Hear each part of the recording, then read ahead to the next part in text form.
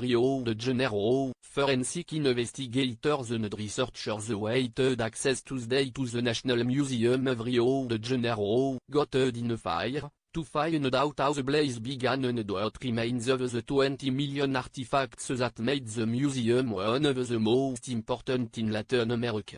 After a fire tore through the museum Sunday, engineers were doing tests on the structure to make sure it wouldn't collapse.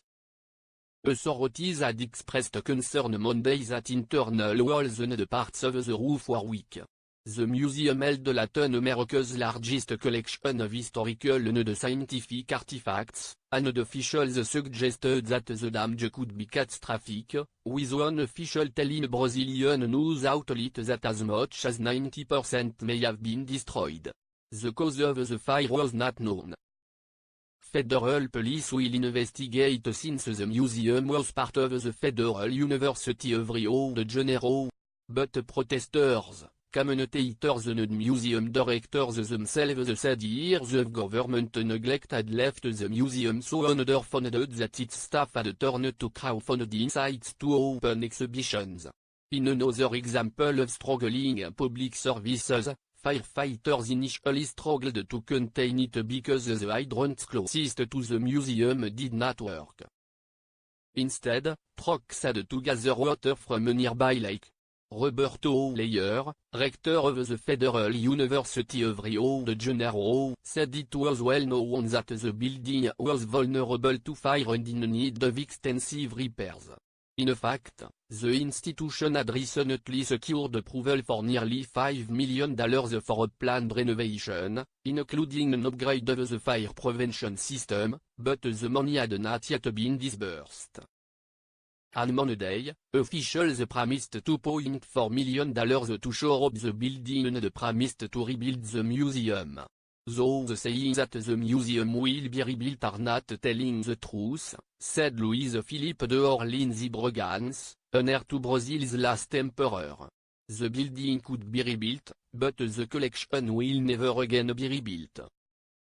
200 years, workers, researchers, professors that dedicated in body and soul to the museum, the work of their life burned due to the negligence of the Brazilian state.